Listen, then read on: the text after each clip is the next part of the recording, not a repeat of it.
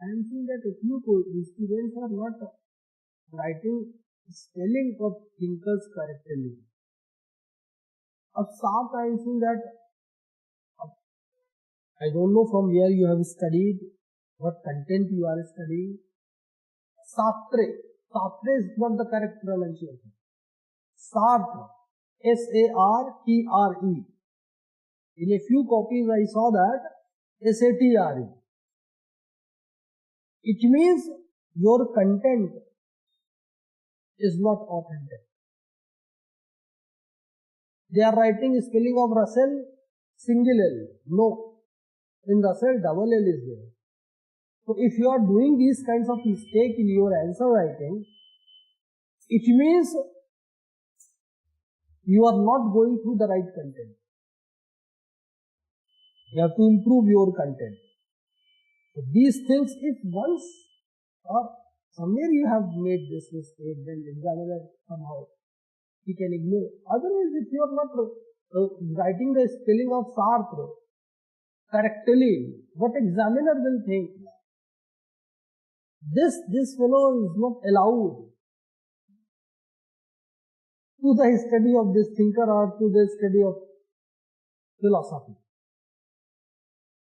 So avoid these things in examination. This question is also on Sartre. And earlier I have told you that many thinkers in Descartes, you know that they miss S. So, you have to write the spelling correctly.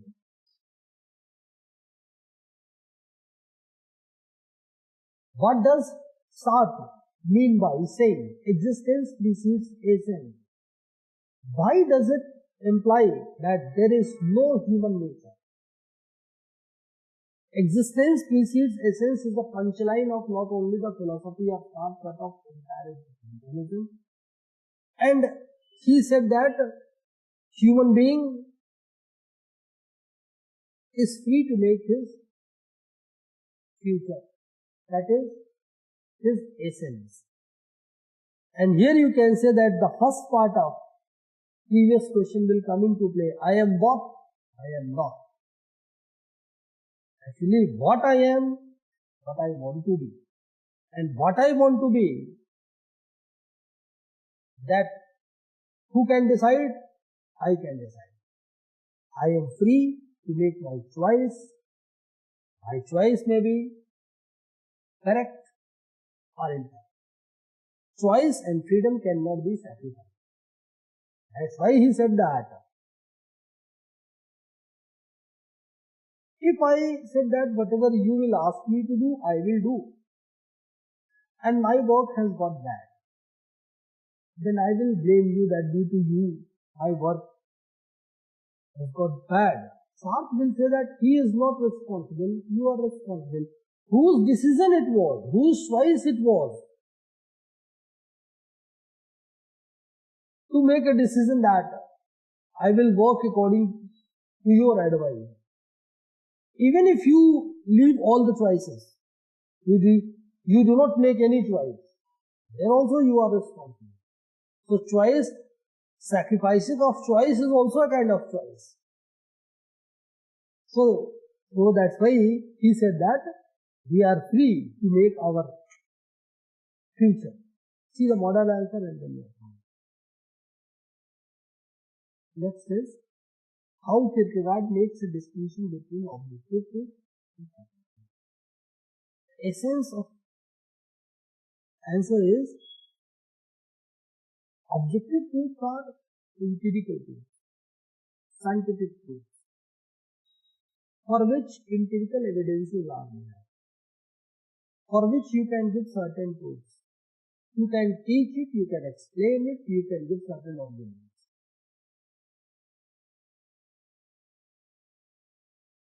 But scientific truths are changeable or not?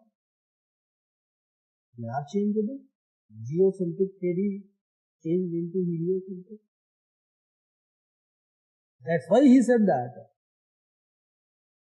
subjective truth that according to him can be achieved in religious stage of existence. can never be changed. And that's why he gives the example of Old Testament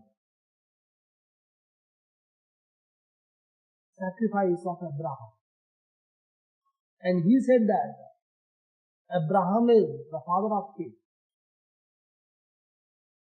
Because at this religious stage, whatever imperatives he will get, that will be a correct, right imperative.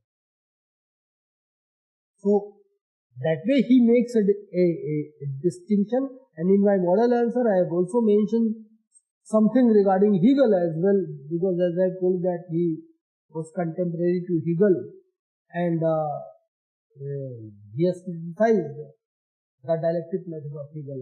See the model answer and then you have to make it. Earlier you did not know that Soren Kierkegaard is the thinker of 19th century. You have to know that. Actually, he is the only thinker of 19th century studied in 20th century.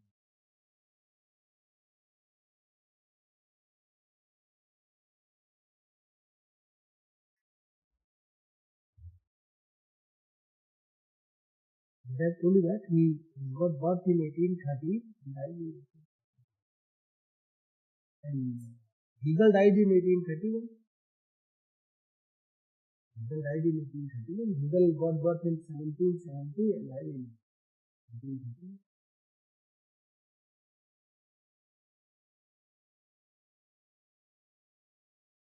Right? Next is, now you don't have model answer. How Quine reacts against logical positivism.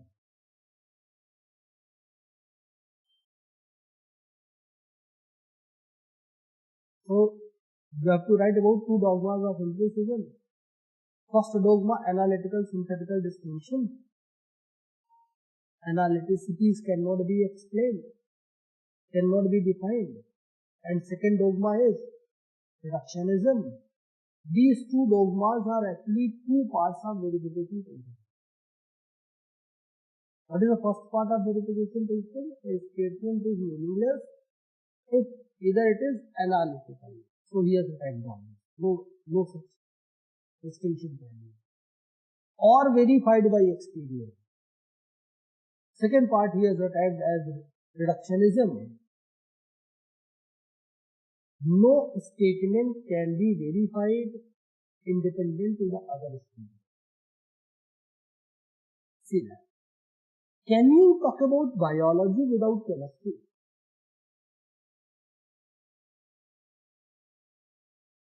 Can you talk about chemistry without physics? Hence, biological facts are not possible without chemical facts. Chemical facts are not possible without physical facts. This way, reductionism is explained in Oxford Dictionary of Philosophy.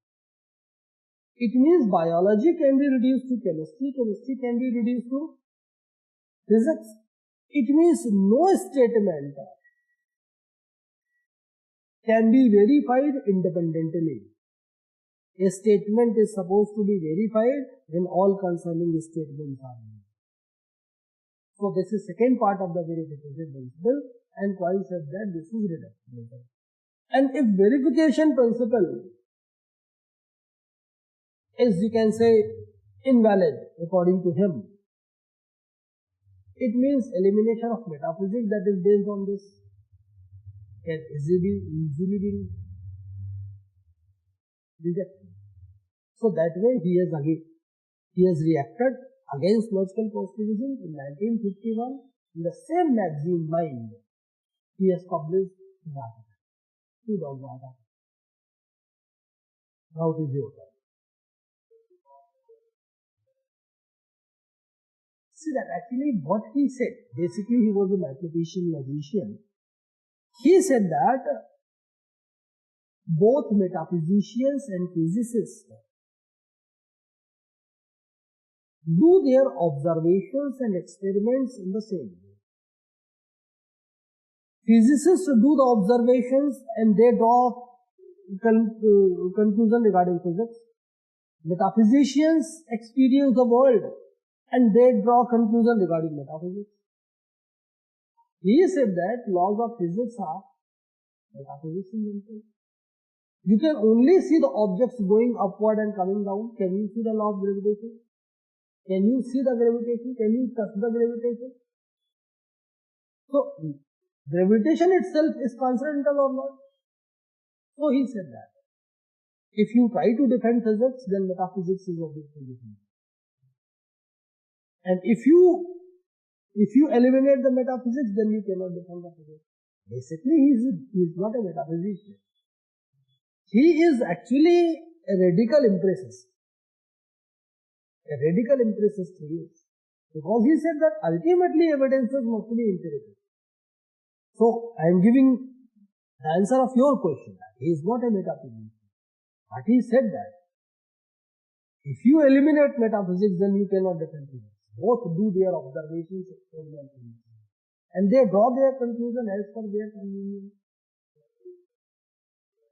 Yes, instead of saying that defending metaphysics, you have to say that he is criticizing logical positivism.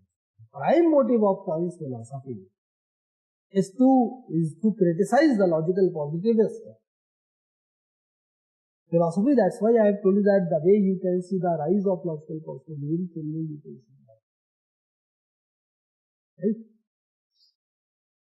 Next is how Russell responded against Kantian subjective explanation of space and time. Russell's response. Russell is also from England.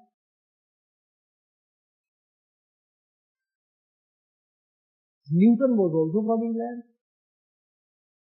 Kant has criticized Newton's philosophy or Newton's notion of space and time objective theory. 2-3 points you have to know.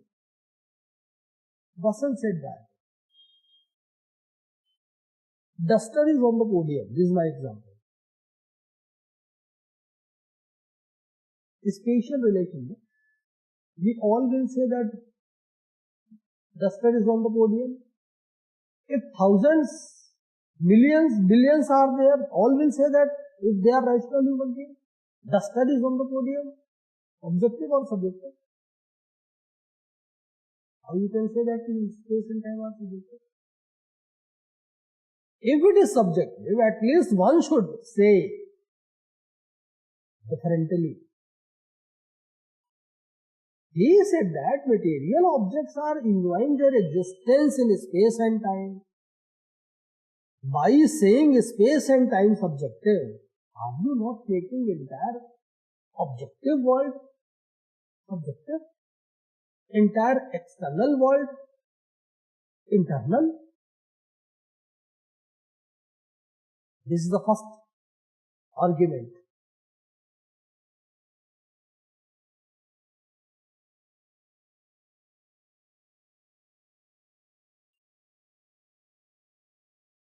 Regarding time, you can give the example. If I say that 1947 comes after 1526 in terms of time, we all will say, all rational human beings will say, objective or subjective.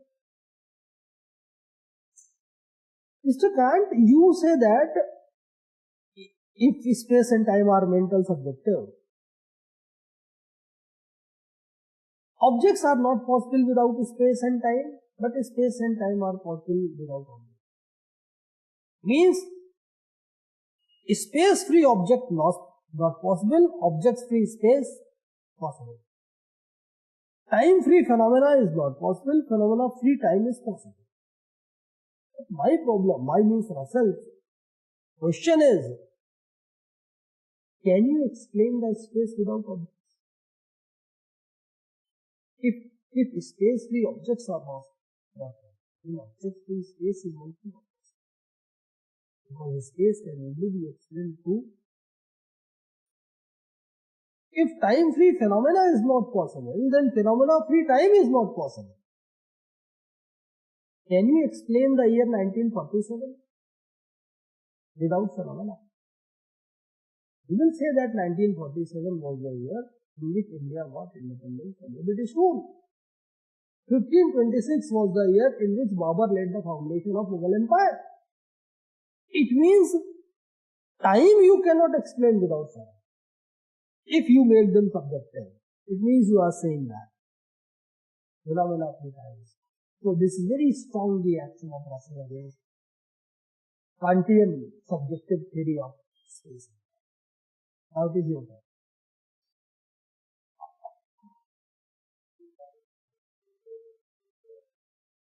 See that.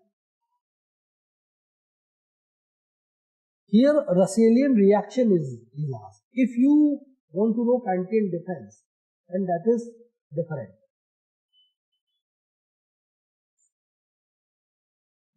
How you have to defend Kant? Because scientifically Kant can't be defended. Can't be defended. Scientifically you can say Leibniz theory is closest to the theory of physics and then the way Russell talks about. By the time of Kant you can say that it was for sure that only sensation cannot redeem the knowledge. Because sensations, percepts, disturb, scatter. To get the shape of knowledge, they are needed to be systematized. Kant thought that it is better to go for two-tier systematization. That systematization cannot be external, it must be internal.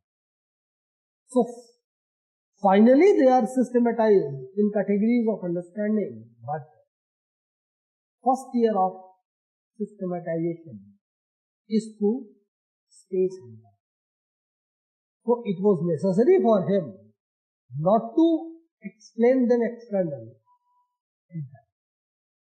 That way you can do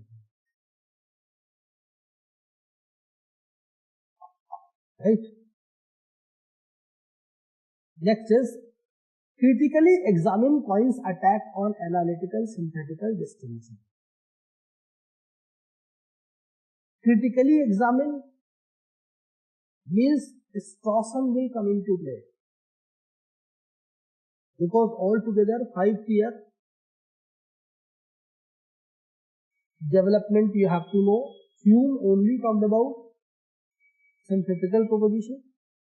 Kant talked about analytical synthetical distinction he has made on the basis of subject and predicate. Logical positivists have criticized Kantian distinction and they have presented their linguistic theory of necessary proposition. Fourth tier is Quine. No such distinction can be made because analyticity cannot be explained, cannot be defined. Fifth tier is Strawson. If our language is clear, then we can make such a distinction. Mr. Quine, you are not being able to make a distinction between material equivalence and logical equivalence. This is pure logic. Material equivalence means if the truth value of P and Q are same. Logical equivalence means when the statement of equivalence is a tautology, and tautology is an analytical statement always is. That's why he said that this example is more popular. Young child of my neighbor understands critical philosophy of Russell. This is impossible because Russell's philosophy, Russell's critical philosophy is difficult for many mature minds. Young child cannot understand. Impossibility, but natural impossibility. When I say that 3-year-old child of my neighbor is adult, now this is impossibility, but logical impossibility. As you negate illogical impossibility, a logical contradiction, you will get tautology statement, tautologous statement, always true statement, analytical. As you say that 3-year-old child of my neighbor is not adult. Now this is a universal statement, necessary statement. So, critically examine means along with why you have to mention this. I said that all propositions have meaning part and factual part. Logical positivists, when they saw that meaning part is dominating, then they have said that statement is analytical. When they saw that factual part is dominating, then they have said that statement is analytical, synthetical. If I say that it is raining out there, definitely factual part is dominating. Only on the basis of fact you can say that whether this statement is true or false. But can you say that this statement has no meaning? This has meaning. Meaning part is less. So he said that all statements, all propositions have both meaning part and factual part. Right? How Russell distinguishes atomic proposition and molecular proposition. How their truth values are defined. Atomic proposition means simple proposition. Molecular means compound. Atomic proposition, atomic fact. And compound statement, truth function. Truth functions. Symbol of dot, wedge, implication, equivalence. Equivalence, all these things you have to know in Russell. Right? Truth function, what is the truth function? Compound statement. That. Four possibilities are there. No? The statement is always true or false. 2 to the power n, where n is number of variables. P dot q. This is one simple proposition, other simple proposition. If you connect with and, now the statement is compound, molecular, P dot T, E, F, F, F. If you add with either or, either P or Q, P, H, Q, disjunctive compound statement, P, P, P, F. Implication, P implies Q, P, F, T, T. Equivalence, T is equivalent to Q, T, F, F, T. Means a conjunctive compound statement is true only when both the conjuncts are true. A disjunctive compound statement is false when both the disjuncts are false. A conditional compound statement is false only when antecedent is true and consequent is false. And equivalence means if the truth values of P and Q are same, then only the statement is true. P, P, P, F, F, P. Without this, I don't think that you can understand Russell's philosophy. And that's why Russell is known as a typical philosopher. If he is not explained through logic. What is your question? Implication.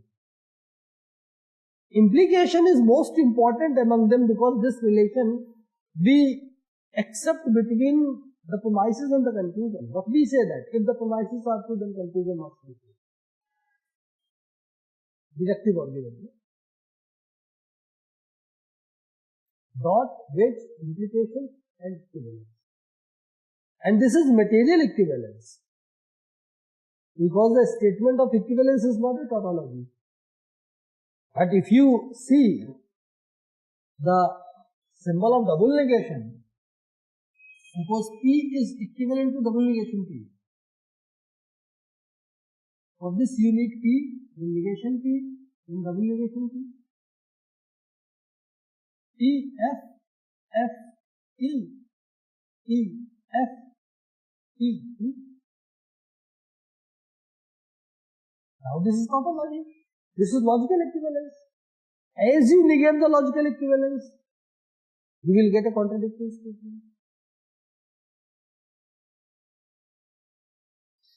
Right?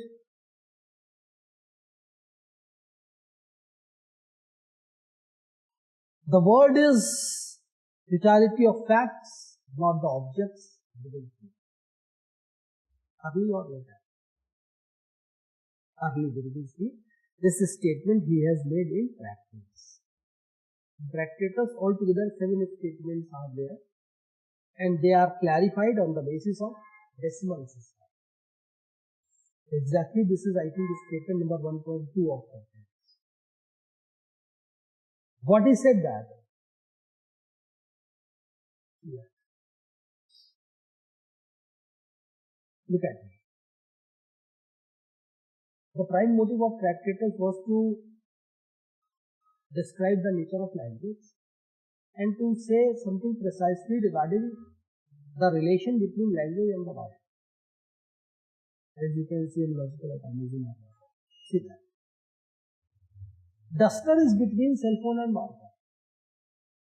How many objects are there? 3 objects are there. How many names are there? 3. One name is representing one object, and whole statement will picturize the entire fact. This is one fact. Now, objects are same or not? Yes.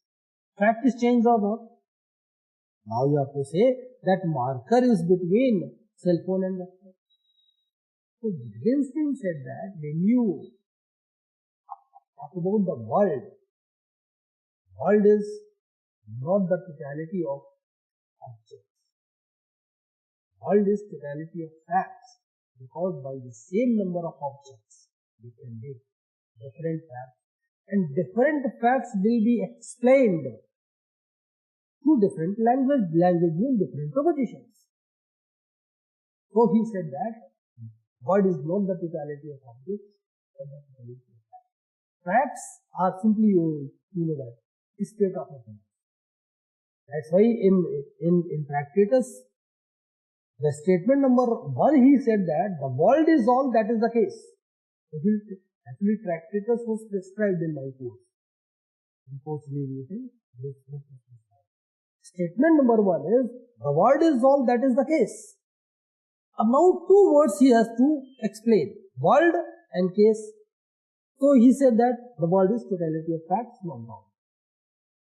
Then he said that the world is divided into facts. Then he explained the case. What is the case? It is a fact. Existence of a state of affairs. Existence of a state of affairs is by the same number of objects, you can make different facts or different existence or different existence of existence. Right? Next is how Sartre relates consciousness with nothingness.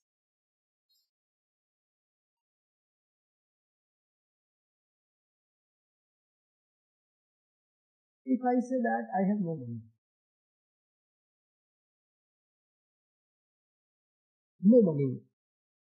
in my bank account, I have no money in my account. You say that this is nothingness. Absence, the same. This way he explains the things in his book, Being and Nothingness. This is not the meaning of nothingness in Sartre. He said that nothingness in my philosophy is an experienced reality. Experienced reality. That's why nothingness in his book, Being and Nothingness, is the central to the book. Central. And this is directly related to the freedom and bad faith of Sartre. He said that this is not, that only mental, subjective Mistake is not nothingness. He talks about abstract nothingness, concrete nothingness. What do you think that? Sartre will talk about abstract nothingness or concrete nothingness? Concrete he will talk about. If you say that a square triangle or a square circle, abstract or concrete? Abstract basis. But he said that since nothingness is an experienced reality and it can be removed, so he said that this is not only lacking, material objects also have lacking, but they are not aware about their lacking. Conscious human beings are not only have lacking, but they are aware about their lacking. So they can make their free efforts to rectify them, to remove those lacking. So simply you can say that consciousness cannot be explained without nothingness in Sartre. If consciousness has to maintain its consciousness, then nothingness is necessary. Because if at any time consciousness thinks that, conscious human being thinks that he is the perfect being, now he will not do any effort. No nothingness is there, no effort, he will turn into being in itself. He will become immaterial.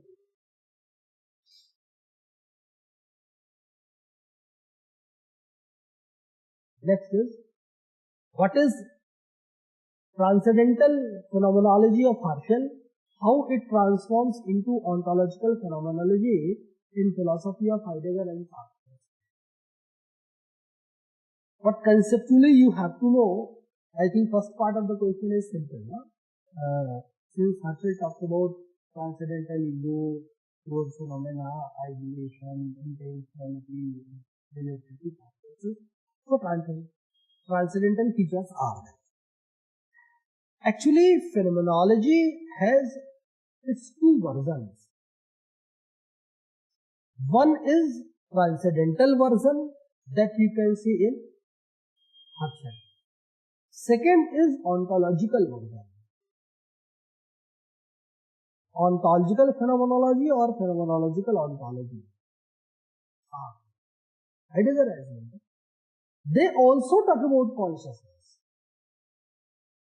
Sartre talks about consciousness. Heidegger talks about consciousness. But Sartre said that this consciousness is what, ego is what, transcendental. This is empirical.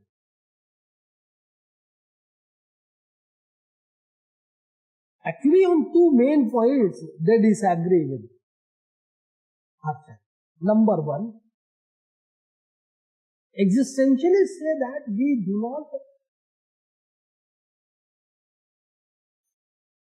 behave like neutral spectator regarding the world. We are attached with the world. That's why you can see in Heidegger's philosophy, he talks about sorge, or care or concern, for which he gave his imaginary story of myth of Hyginus. Secondly, existentialists are not ready to bracket the world. Bracketing of world, they will not do. So on these 2 points, existentialists, both existentialists, Heidegger and Sartre, they're influenced from Herschel. Heidegger was a student of Herschel. Sartre is also influenced, but they have said that with a little difference. So you can see the existentialist version, ontological version of phenomenology in existentialism, and transcendental version you can see in Herschel.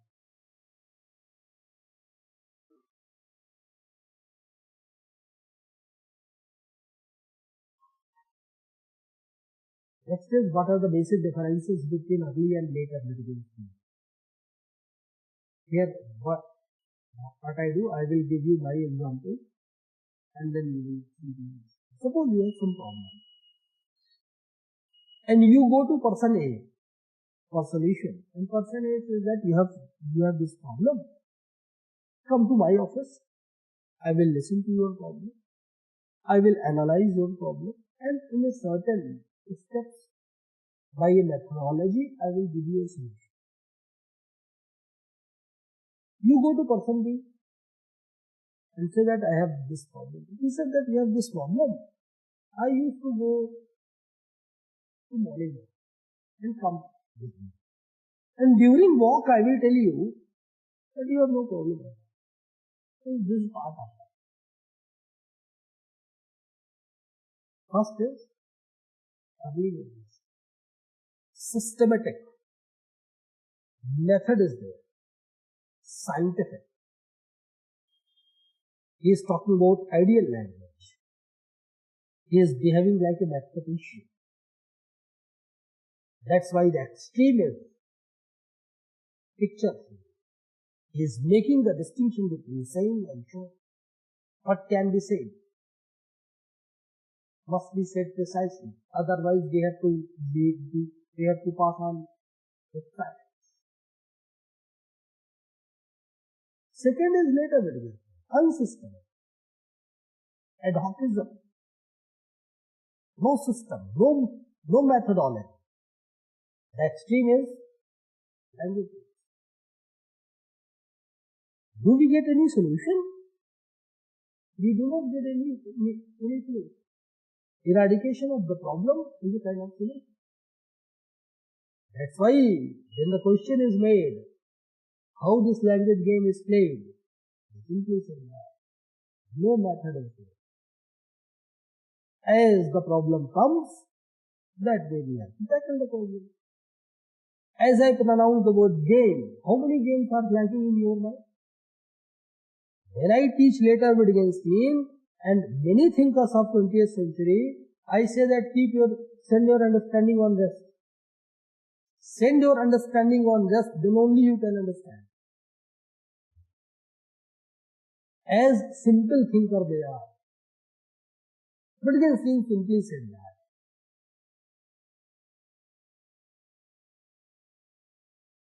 There is no common feature in all the games.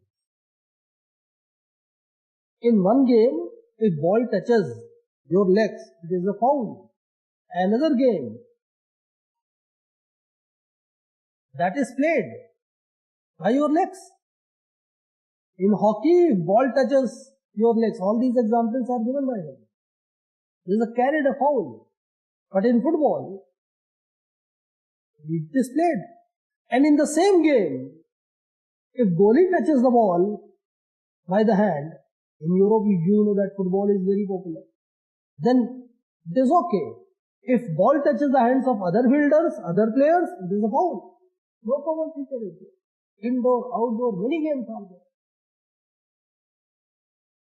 He gives the example. This is just like Emily example. Daughter, all these examples are given by him in investigation. Father, a girl, a daughter, they have her father's eyes, her mother's hair, her aunt's smile. No common feature. So he said that no system, unsystem, adhocism, ordinary language. That's why it is said that early Wittgenstein, Russell, later Wittgenstein,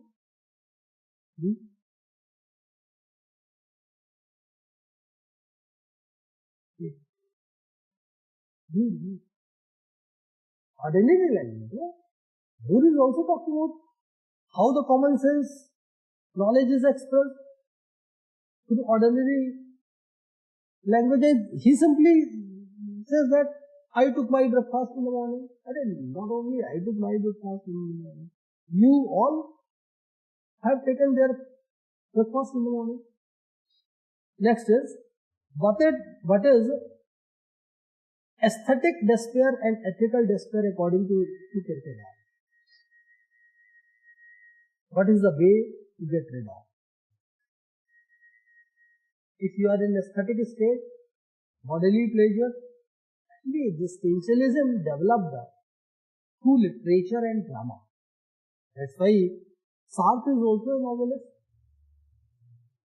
Even Soren Kierkegaard has used many characters of Christian literature. As you can see in Old Testament, Abraham is there. Even for aesthetic stage, he has explained 3 characters. One is Don Juan. Don Juan is actually a person who seduces women. Is a philanderer. Then he said that Faust is a magician or an alchemist who sold of German lord, who sold his soul for knowledge and power. Third is Ahasuerus. He is also a character, a wandering Jew. So he said that, and all 3 you can simply apply on aesthetic scale. Then aesthetic scale, bodily pleasures are momentary. Then you will go to the ethical scale. Ethical moral laws cannot help you every time. Human beings are living in complicated situations. If a soldier who is posted on the border, his old age mother has got sick, if he is looking after his mother, then people will say that for his personal interest he is sacrificing the national interest. And if he goes to border and fight the war, then people will say that he is not taking care of his mother, and due to her mercy only he is a part of this land. So moral laws every time will not help you. So ethical despair. Kierkegaard said that this is teleological suspension of the ethical. Teleological suspension means you have some purpose, motive. What is the motive? To go to the higher level, that is the highest level, religious stage, no despair. As you can see, no despair in Abraham. Abraham is the father. Okay. Now is your commitment.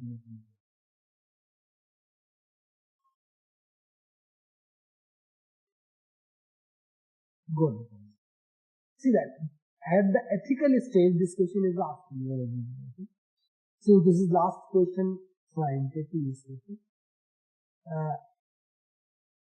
Then he is talking about the aesthetic stage. Can you follow the normative ethics? No. You are only selfish. You are not thinking about your duty. You are not considering your essence even. When you go to the ethical stage, normative ethics. Normative ethics, he is asking you to suspend or not? Yes. Religious stage.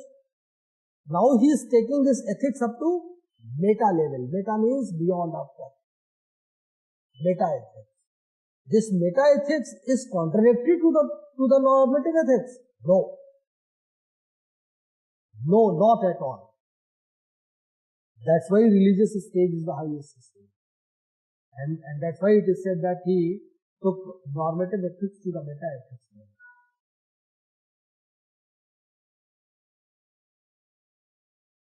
Meta means beyond. When you go to the religious stage, normative ethics you can follow only in this world. And when you are in religious stage, then you are doing your action on the basis of divine imperatives. So that's always right. Always right. He is not saying that religious stage, whatever imperatives we will get, that will be contrary to the normative. Ethical, teleological suspension of the ethical. You have to suspend this ethical to reach up to the next level, that is right. This is all about today. Thank you to all of you.